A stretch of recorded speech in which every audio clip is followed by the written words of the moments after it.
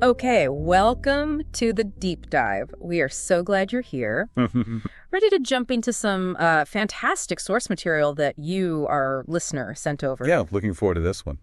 Today, we're tackling a challenge I think almost everyone faces when learning a new language. Oh, yeah. Vocabulary. Specifically, how do you learn English words and actually remember them so you can use them?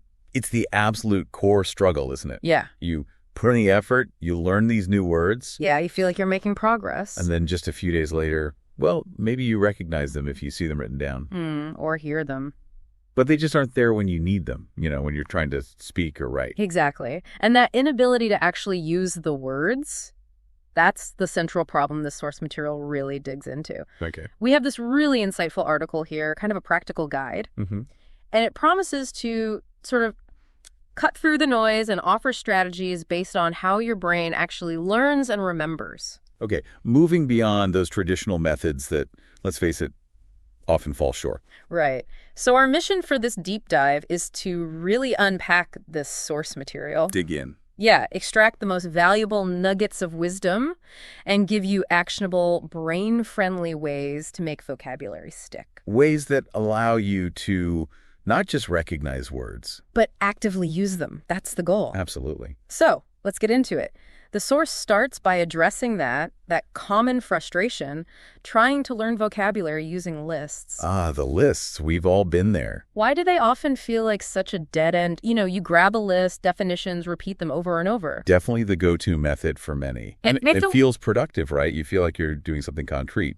But as the source points out, the raw numbers on forgetting, they're pretty brutal. How brutal? Well, without really effective review, you might forget something like 50% of new information within just one day. 50%? I think it's worse. Maybe a staggering 90% after just a week. 90%? That's almost everything. Yeah, pretty much. So traditional list memorization, that's just not the brain's preferred method then? It seems not. The source explains that our brains, well, they aren't really wired to learn and store information effectively through sheer force. Right, or just isolated facts. Exactly. It thrives on connection, on meaning, context. Okay. Learning a list of words. It's like trying to memorize a sequence of random phone numbers versus remembering items linked together in a story or maybe items you saw in a specific room. I see. The story or the room gives you hooks for your memory. Precisely. Those connections are key. Okay, so connection is key. And the source makes a really critical distinction here about what vocabulary learning is. It's not just about matching a word to a definition, is it? No, definitely not. The source strongly emphasizes this. Vocabulary isn't merely knowing a word in the sense of being able to define it. Like saying abandon means to leave. Exactly. The real goal, the useful knowledge, is being able to use that word naturally, correctly, at the right moment. When you're actually talking or writing. Can you recall it instantly and use it fluently? That's the difference. It's that gap between passive understanding and active use. Okay, so if just memorizing definitions isn't really effective, what's the powerful alternative the source champions? One word. Context. Context. Learning a word within a sentence or a phrase or maybe even a short story. That's where the learning becomes meaningful, according to this guide. Okay, but why is context so much more powerful than just seeing the word alone? Well, because context provides this rich tapestry of information that a simple definition just can't offer. The source gives a great example. Contrast learning abandon to leave with encountering the word abandon in a full sentence, like they abandoned the car in the middle of the road. Okay, yes. Immediately when I hear that sentence, they abandoned the car, the word abandoned has so much more weight, more meaning for me. Precisely. Yeah. From that one single sentence, your brain absorbs way more than just a synonym. Like what? Well, you learn that abandon is a verb. You see its typical structure, you abandon something. Right, the grammar. You get a visual image, the car left behind on the road. Yeah. You understand the situation. Maybe it was a hurried escape, maybe the car broke down. Yeah, you can picture it. You might even sense the implied emotion. Urgency, maybe? Giving up hope. It's a real-world snapshot of the word actually being used. So it's not just abstract information anymore. It's like a mini scene, maybe with some emotional resonance. Exactly. And this is why, as the source puts it, context equals memory. Context equals memory. I like that. Your brain now has multiple hooks to attach the word to. There's the car, the road, the action itself. The feeling of urgency? Lots of connections. It's connected to a concept and a use case, not just, another word on list. So when you find yourself wanting to describe something similar, like leaving something behind. Your brain is far more likely to retrieve abandon. Okay, context is crucial for that initial meaningful learning. But you mentioned that forgetting rate earlier, 90%. Yeah, the forgetting curve is real. Even with context, some forgetting is just natural. Right? How does the source recommend we fight against that loss? Right. This is where repetition comes back in, but, and this is important, not just any repetition. Okay. As the source highlights, repetition alone isn't enough. You need spaced repetition. Spaced repetition. SRS, I've heard of this. Exactly. It's a method specifically designed to combat that natural forgetting curve. How does it work? By reviewing information at increasingly longer intervals over time. Okay. So it's strategic. What specific review pattern does the source suggest? Does it give one? It does. The guide recommends a pattern that basically interrupts your brain's tendency to forget just before it happens. Sounds smart. So you review the new word or phrase initially on day 1. Then you review it again on day 3, then day 7, day 14, and finally day 30. Day 1, 3, 7, 14, 30. So you see it pretty quickly after learning it. Then you push the review further and further out each time. Correct. This pattern signals to your brain, hey, this piece of information isn't just some fleeting detail. It's important. Keep it. Right. Solidify it in long-term memory. Exactly. And the source points out you can manage this pretty easily. There are digital flashcard apps like Anki or Quizlet that automate the spacing. Oh, that's handy. Or, you can even track it manually. Just a simple notebook, writing down the word and the dates you need to review it. That structured review, it just sounds infinitely more effective than just, crossing your fingers and hoping you'll bump into the word again someday. It really leverages the science of how our memory works. Okay. But beyond just reviewing, the source offers another really powerful strategy. This is for making a word truly yours. Making it mine. How? For moving it from just passive understanding into active use. It's about engaging with it really deeply. Okay. By using it in multiple ways. At least 5 different ways, the source suggests. 5 different ways for one word. Wow, that seems like it would really cement it in your brain. It absolutely does. Because it forces you to look at the word's meaning and its usage from all these different angles. Creating different connections in the brain. Exactly. Diverse neural pathways. The source uses the word regret as an example. Okay, regret. Feeling bad about something you did or didn't do. How would you apply this 5-way strategy to regret? Okay, first, write it in a personal sentence. Connect it directly to your own life. Make it relevant. Right. The source gives the example, I regret not learning English earlier. That immediately makes it personal, maybe a bit emotional. Yeah, that feels very direct. Okay, what's next? Next, use it in a question. This helps prepare you to actually use it in a conversation. Practice for speaking. Like asking, do you regret your last job? Okay, write a personal sentence, use it in a question. Got it. Number 3. Then find a quote or maybe a famous saying that uses the word. Oh, interesting. The source suggests, never regret something that once made you smile. This shows how it's used in more, maybe, fixed or philosophical contexts. Seeing it in a quote definitely adds another layer. Different perspective. Fourth, you can create a short dialogue using the word. A dialogue. Like a mini script. Yeah, exactly. Like person A says, I regret what I said, and person B replies, it's okay. We all make mistakes. Oh, that puts it squarely into a conversational exchange you might actually have. Yeah. That feels incredibly practical for speaking practice. It really does. And finally, the 5th way the source suggests is a bit more creative. It's non-linguistic. Oh. Draw something. Draw something that represents the word regret to you. Draw it. Really?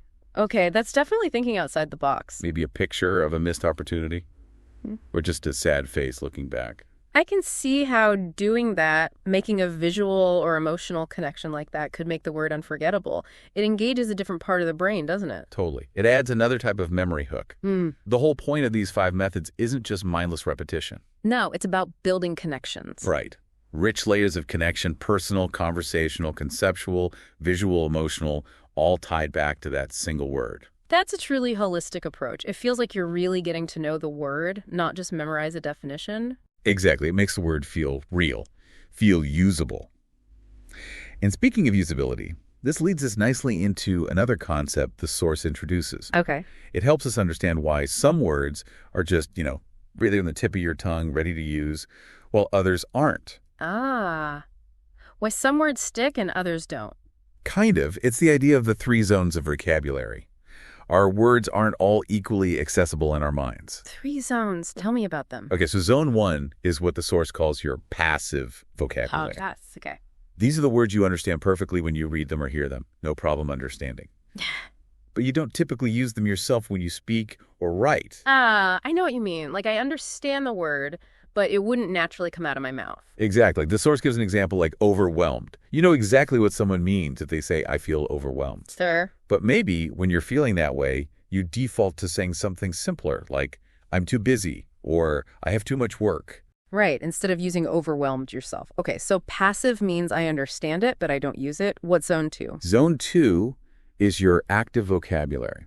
These are the words that are readily available. You use them confidently when you speak or write. They just come out naturally. The easy ones? Yeah, the easy ones. Simple examples from the source are words like tired or hungry. You understand them, and you use them all the time without thinking. Okay, active. Understand it. Use it. Got it. So what's the third zone? That's the transitional vocabulary. Transitional, meaning? These are the words currently in the process of moving. Moving from your passive understanding The ones you just recognize. into your active use. The source identifies these words, the ones you know but don't use yet, as your prime targets. That's where you should focus your conscious effort. Ah. So the real goal of all these strategies we've talked about, context, spaced repetition, using words in 5 ways, is to actively work on those transitional words. Exactly. To pull them out of the passive zone and get them into the active zone where you can actually use them. Precisely. And the way you make that happen, according to the source, is through conscious effort and, crucially, using them. You have to practice activating them. You have to intentionally pull those words out and use them in your speaking, your writing, your thinking. Conscious practice is key. That makes complete sense. You could passively understand like tens of thousands of words. Right. But your actual ability to communicate fluently really depends on the words you can actively pull out and use at the right moment. It truly is about the usability, not just the quantity of the words you know. Okay. And building on this idea of words working together, the source brings up another really smart technique. Yeah. It helps with natural language flow, and it even helps you implicitly learn grammar. It's learning vocabulary in chunks. Chunks, you mean like not just single words, but groups of words that kind of belong together. Exactly that. A chunk is a group of 2 or more words that native speakers commonly use together as a single unit of meaning. They just sound right together. Can you give some examples? Sure. The source lists ones like, I'm looking forward to, or there's no way I can. Yeah. Maybe it turns out that, or even something simple like, let's call it a day. Oh, okay. Those phrases definitely sound incredibly natural when you hear them used, like one block. And that's the main benefit. When you learn these as chunks, you're not just learning the individual words in isolation. No, you're learning the whole package. Right. You're learning how they combine grammatically and how they function in typical conversations. Okay. The source highlights that this helps you speak more smoothly. And interestingly, you pick up complex grammar patterns implicitly. Without getting bogged down in like abstract grammar rules. Exactly. Instead of learning looking forward and to separately and trying to piece together how they work. You just learn the whole phrase I'm looking forward to. Yes. And you naturally learn that after looking forward to, you usually use a noun or an ing verb like looking forward to the weekend or looking forward to seeing you. You learn the pattern and the usage together? That's smart. It is.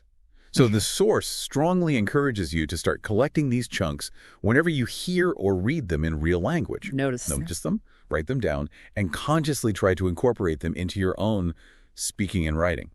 That really feels like it could be a powerful shortcut to sounding more fluent and, well, more natural. It's definitely a key component of fluency, no doubt. Yeah. And, bringing all these ideas together, context, repetition, usage, chunks.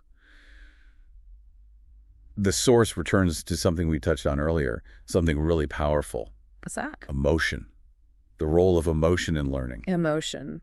Right. How does connecting words to, like, feelings make them stick better? Well, the source is really emphatic about this. Our brains are basically hardwired to remember things that are linked to strong emotions. Okay. Things that matter emotionally. They get remembered much better and for much longer. Information with an emotional connection gets prioritized by the brain. It gets stored more deeply. So it's about making the word resonate on a feeling level, not just, an intellectual one. Precisely. It needs to mean something to you. The source uses the word betray again, meaning to break someone's trust. Right. Instead of just memorizing the definition betray, break trust, it suggests engaging emotionally with it. Ask yourself questions like, when have I felt betrayed? Maybe you think, can I recall a scene from a movie or a book where someone was betrayed and it made me feel something? Oh, wow. Yeah. Or even just, what does it feel like physically or emotionally to experience betrayal? Connecting the word betray to maybe a painful personal memory or a really powerful scene in a film. Yeah. Yeah, that would definitely create a strong, lasting anchor for the word. It gives it real emotional weight. It makes the word feel significant, real. Emotion acts like a kind of super glue for memory, Super glue for memory. I like that. Okay, so we've covered a lot of ground here. Context, spaced repetition, using words in multiple ways, understanding passive versus active vocabulary, and those transitional words. Using chunks. Using chunks and leveraging emotion. That's a ton of fantastic strategies. Yeah. Does the source offer a way to integrate all this into like a daily practice, something that doesn't feel overwhelming? It absolutely does. It proposes a really focused, manageable system. It's called the 1 word per day system. 1 word per day. That sounds, well, it sounds kind of slow, doesn't it? Compared to trying to cram like 20 or 50 words from a list. It seems slow on the surface, definitely. But the source argues really passionately that it's vastly more effective in the long run. More effective than cramming and forgetting. Yes. Way more effective than trying to learn tons of words and then forgetting most of them, like we talked about with that 90% forgetting rate. Right. The philosophy here is depth over breadth. Go deep on 1 word. Okay. The goal is to learn that 1 word so well that you remember it forever. And crucially, you can actually use it actively. Okay, I'm intrigued. Tell me more. What's the routine for this 1 word per day system? Right. So you choose just 1 word, but make it a word that's genuinely useful or interesting to you. Not just a random word from a list. No. Maybe when you encountered it in a movie you watched or a conversation you had. Something relevant. Okay, choose 1 useful word. Then what? Find maybe 3 good example sentences using that word. Find them in reliable sources, dictionaries, articles, to see it properly in context. See it used correctly. Exactly. Then, crucially, you write your own sentence using the word. Ah, the personal connection again. Make it personal. Make it meaningful to your life. Okay, find examples. Write my own personal example. What else? Then, you make a conscious effort sometime during that day to use the word. Use it. Out loud. If possible, yes. Yeah. Try to fit it into a conversation. Or, if that's not possible, even just use it mentally. Use it in your thoughts, your internal monologue. Actively activate it during the day. Okay. Exactly. And then you apply that spaced repetition schedule we discussed earlier. The 1, 3, 7, 14, 30-day reviews. That's the one. Review that single word the next day, then again on day 3, day 7, day 14, and day 30. So it's this slow but really consistent drip feed, focusing intensely on just 1 word each day, using context, personal connection, active use, and spaced review. That's the whole system. And the source is pretty confident that by doing this consistently, you build a really solid foundation of actively usable vocabulary. Because 1 word learned deeply is better than 20 learned superficially. Exactly. 1 deeply learned word that you can actually use is far more valuable than 20 words you can only vaguely recognize on a page. It fundamentally shifts the focus, doesn't it? From measuring how many words you studied to measuring how well you can actually use the words you're learning. It changes the metric of success entirely. Okay. And to support this kind of deep, contextual, personal learning, the source strongly advocates for creating something. What's that? A personal vocabulary journal. Ah, a journal. Specifically for tracking the words learned this way. Yes. It could be a physical notebook, could be digital, whatever works for you. But the key is making it a tool tailored for you and your learning process. And what should go in it for each word? Each entry should be pretty rich. Include the word itself, obviously. Its pronunciation, maybe write the phonetic symbols or a note on how it sounds. Okay. Word pronunciation. The meaning. But explained in English, not just a translation. An example sentence from your source. Where did you find this word? Capture the context. Right, where I encountered it. And then, this is crucial, according to the source, a section for why this word is important to you. Why it's important to me personally. Ah, that connects back to the emotion and relevance idea again. Absolutely. Why did this word catch your attention? Was it in a favorite song, something someone said in a conversation that mattered, a character in a book you loved? Connecting it to my personal experience. Vital. And then leave space for your own example sentence, the one you created. Yeah. Maybe even add more examples later as you use the word in different ways over time. Let it grow. And I assume reviewing this journal regularly is part of the process, fits with the spaced repetition. It's a perfect tool for it. The source suggests scheduling regular review sessions. Maybe every weekend. Just flip through your recent journal entries. Okay. And importantly, make it fun. Make it personal. Add color. Draw little symbols or doodles next to words. Use emojis. Anything that makes the word visually and emotionally engaging for you. It sounds much less like a chore, like studying, and more like building a personal relationship with the language itself. That's exactly the feeling. It really is. Okay, so where do you find these valuable words? The ones to put in your journal or use in your one word per day system? Right. The source emphasizes that the best vocabulary, the most useful stuff, isn't usually found in those dry, isolated lists. No. It comes from your real-life engagement with English. Real-life sources. You mean not just grammar books or vocabulary textbooks? Definitely not limited to just traditional learning materials.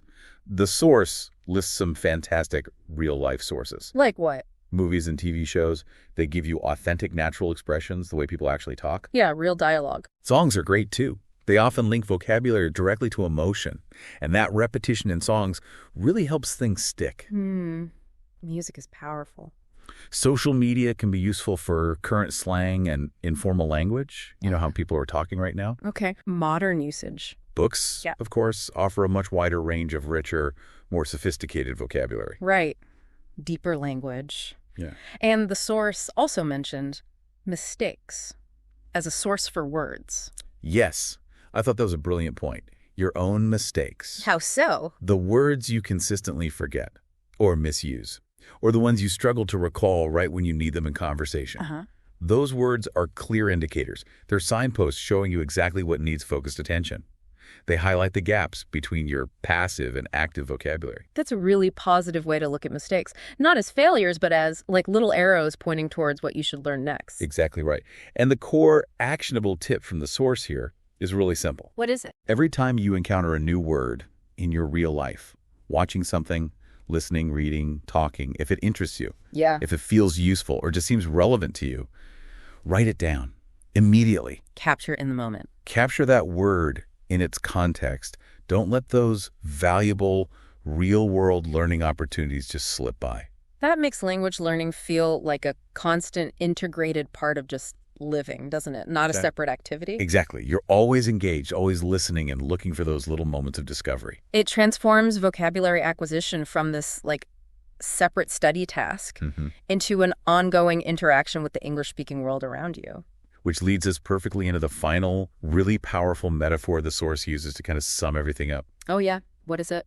It says, language is alive. Language is alive. I really like that image. So vocabulary isn't static. It needs, like, care, like a living thing. Precisely. And to keep your vocabulary alive and healthy and growing, the source says it needs several vital elements, just like a plant or an animal. Okay, what does it need? It needs oxygen, which means you have to use the words actively. Speak them, write them. Oxygen is using it. Got it. It needs exercise, which means you have to review them using that spaced repetition system we talked about. Keep them active.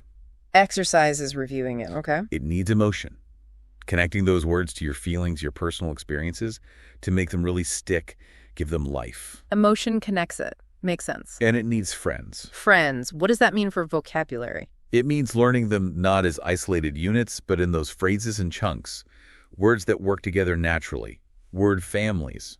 Friends means learning in chunks and related words. Okay, oxygen, exercise, emotion, friends, anything else. And the last ingredient for a living, breathing vocabulary. Patience. Patience, yeah, that's definitely a vital quality in language learning, isn't it? Absolutely. Just like any living thing that grows and develops over time, building a robust, active vocabulary takes consistent effort, consistent care, and time. It's a journey, definitely not a sprint. Okay.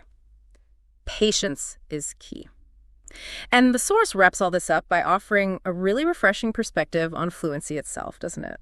It really does. It challenges that common idea that fluency is all about having this enormous vocabulary, maybe 10,000 or 20,000 words. Right. People get fixated on numbers. Instead, it suggests that true fluency, practical fluency, is more about being able to effectively and naturally use the right words. The right words. Maybe a smaller core set. Yeah. Perhaps 1,000 or 2,000 really useful high-frequency words in chunks, but being able to use them at the right time. In conversation, in writing. That completely shifts the focus. Wow. From just the sheer quantity of words to the quality and the usability of the words you actually command. How well you can deploy them when needed. Absolutely. Quality over quantity. Yeah. Usability over just passive recognition. And it all culminates in that truly impactful final quote from the source, which I think sums it up perfectly. Which one is that? Don't study vocabulary, live it. Ah, yes. Live it. That's powerful. Don't study vocabulary, live it.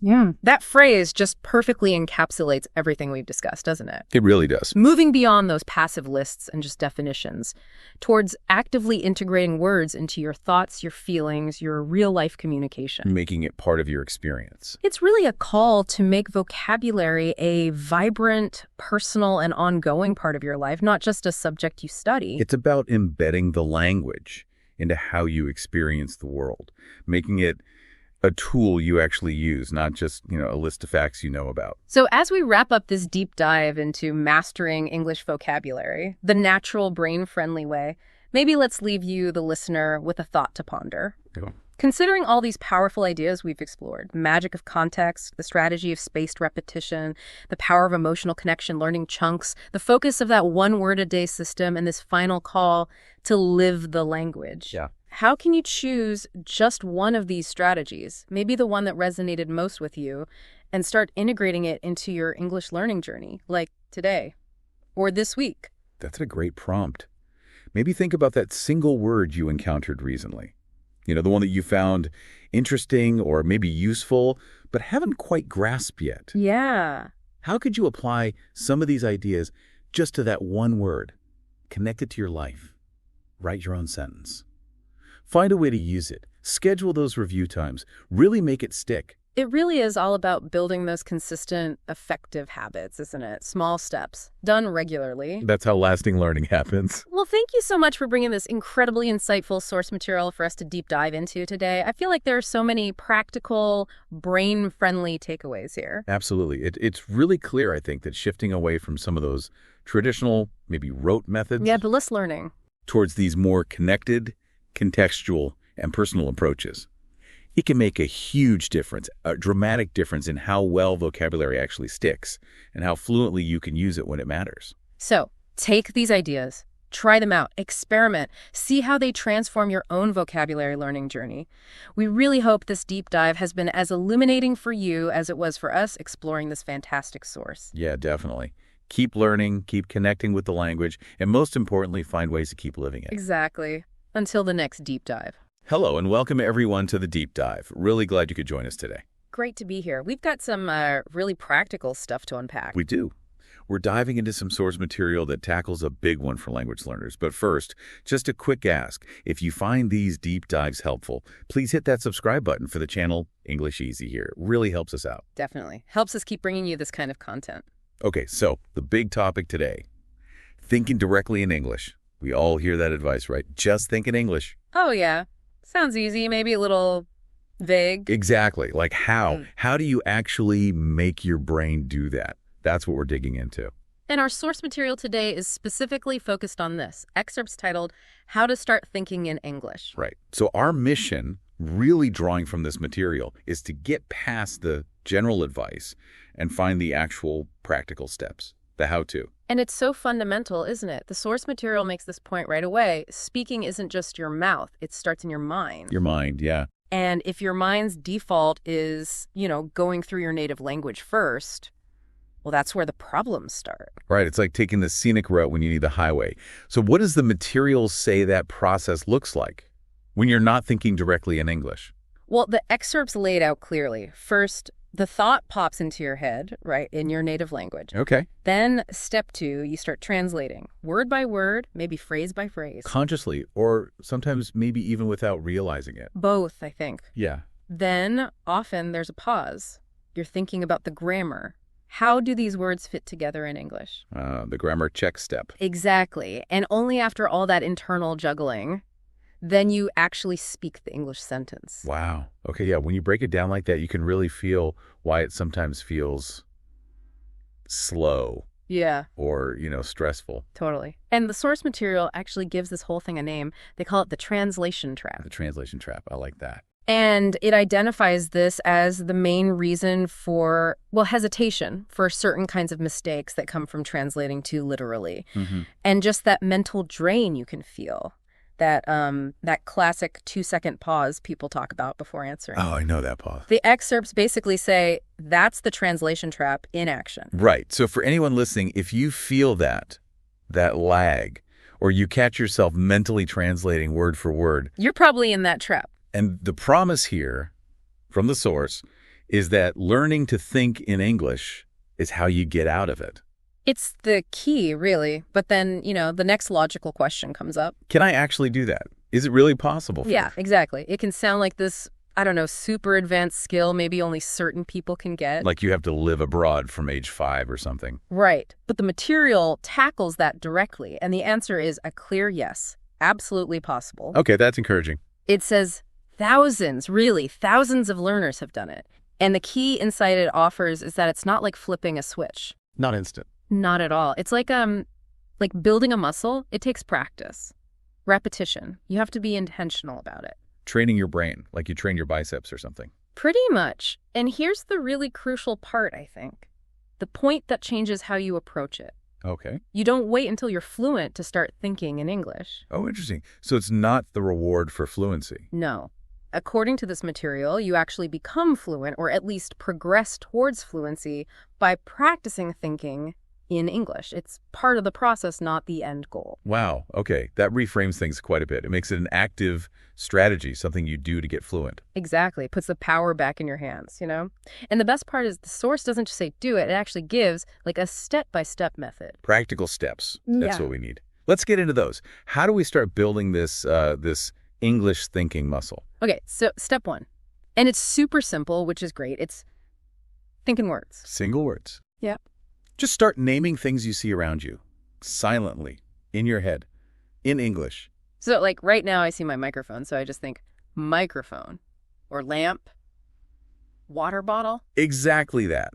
The source gives examples like window, chair, dog, coffee, phone, rain, just connecting the English word directly to the thing itself. No translation involved. None. The material suggests doing this maybe, 10 times a day, whenever you remember. The whole point is teaching your brain. English word, this real thing. Building that direct pathway. Okay, simple start. I like it. What's next? Step 2. Step 2 is the natural progression. Level up think in phrases. Okay, so moving from single words to connecting them. Yeah, short, simple phrases. Instead of just coffee, maybe you think, this coffee is hot, or my coffee. Or the source examples like, the coffee smells great. Exactly. Or looking outside, it's raining a lot today. Or noticing how you feel, I feel tired. Or seeing someone, she looks happy. Simple observations or statements about your immediate reality. Right. The material calls it a kind of mental shadowing. You're shadowing your own experience with simple English phrases. Mental shadowing. I like that concept. It's active. Okay, words, then phrases. What's step 3? Step 3 taps into something we all do constantly, inner voice conversations. The internal monologue. The voice inside your head. That's the one. We're always talking to ourselves, planning, asking questions, commenting, right? Usually in our native language. Oh, definitely. Non-stop sometimes. So the idea here isn't to create a new habit. It's to consciously switch the language of that existing chatter to English, at least sometimes. Okay. Redirecting the stream. Exactly. So you practice with those typical internal things, like looking at a messy desk and thinking, I should clean this room, or wondering, where did I put my keys? Or what's for dinner tonight? Precisely. What should I eat? What's the plan for the weekend? You're just channeling that natural brain activity into English. That makes a lot of sense. Using an existing function. Smart. Does step 4 build on this with a routine? It does. Step 4 is about making it more structured, a daily habit. It's called Describe Your Day in English. Okay, how does that work? The source suggests a simple 3-part routine. A quick reflection in the morning, one in the afternoon, and one at night. Like little mental check-ins. Exactly. Keeps it consistent. So, morning, when you wake up or start your day, you might think simple things like, today I'm going to the gym, or I have that meeting at 10. What's the first task? Planning ahead a bit in English. Yeah. Then, afternoon, maybe on break, you reflect, okay, that meeting was long, or I need coffee. What's next on my list? Right. And then, night before sleeping, a quick recap. Today was good, or I learned a new word, stubborn, maybe. What was the best part of today? So you're framing your day, your experiences in English. Yes, consistently. The source says this slowly rewires your brain to process your life in English, making it the language of your reality. I can see how that routine would build up over time. Okay, step 5 sounds fun. The mental commentary method. What's that about? This one's definitely more creative. The idea is basically to pretend you're a narrator. Narrating my own life. Yeah, or narrating what you see others doing, like a voiceover for the movie playing in your head. Huh. Okay, give me an example. So you see someone checking their phone, you might think, yeah, he picks up the phone, looks a bit nervous. Or your own actions. I open the fridge. Nothing to eat. She walks into the meeting looking determined, that kind of thing. Exactly. It encourages you to think in more complete sentences, little narrative bits. The source says it's fun, but also really powerful for practicing sentence structure and describing actions spontaneously. Yeah, you're building little stories. I like that. It moves beyond just static descriptions. What about step 6? Emotional reactions. Spot on. Step 6 is react in English. This is about training those immediate gut feelings or responses to come out in English. So like, instead of gasping in my native language if I drop something, you train yourself to think, oh no, or oops. Or if something's funny, instead of laughing and thinking the funny thought in your native language, try to think, that's hilarious, or so funny. if something's frustrating, this is so annoying. Exactly. Or seeing something beautiful, wow, that's amazing. The key, the source says, is to connect it to the feeling. Make the English phrase the direct expression of that emotion. So it becomes automatic, like a reflex. Precisely. Yeah. Which is crucial for sounding natural in conversation, right? Those quick interjections. Yeah, definitely. Okay, step 7 sounds really important, maybe counterintuitive for some learners. Don't translate, simplify. Oh, this is huge. The material really emphasizes this. It tackles that pressure learners feel to express exactly the same complex thought they had in their native language. Right, you have this nuanced idea, but you don't have the perfect high-level English vocabulary or grammar for it yet, so you just freeze. Exactly, you get stuck. Yeah. And the advice here is, don't.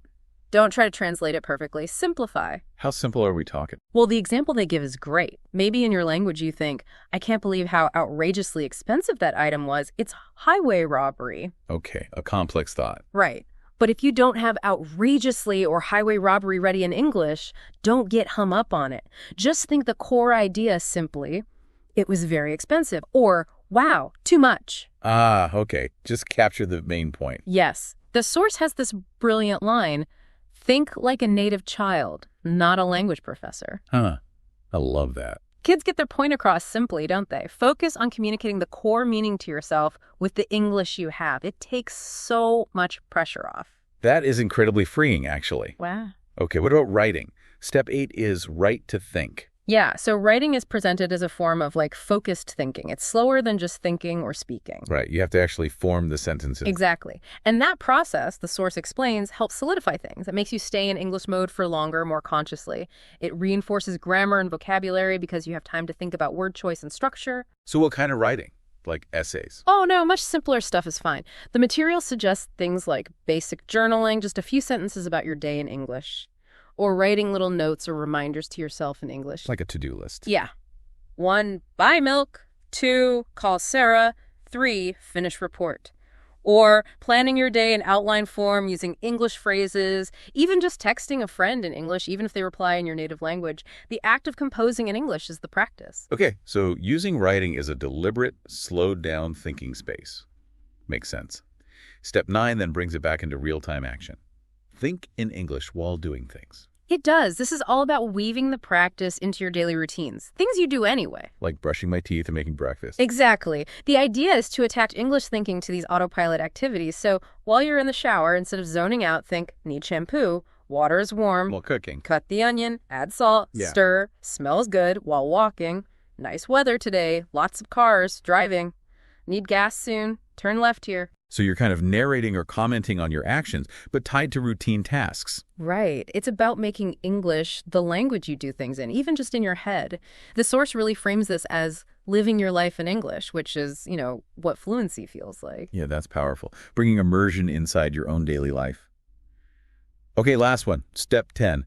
Use English affirmations. This sounds like mindset work. It is. It focuses on using positive self-talk, specifically in English and about your English, to build confidence and reinforce the habit. Like positive psychology for language learning. Kind of, yeah. The source suggests using specific phrases regularly. Things like, I think in English more every day. Okay. Or, English is becoming natural for me. I enjoy using English. Maybe even acknowledging the process, like mistakes help me learn.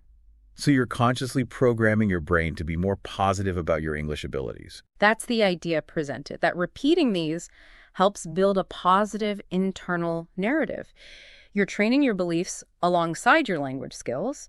The source implies, you tend to become what you believe about yourself. Wow. Okay, that's a really comprehensive set of steps. From just single words all the way to mindset.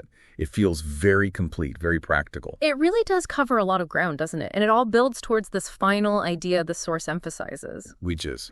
That English fluency, it's ultimately a state of mind. A state of mind, not just a skill level. Right.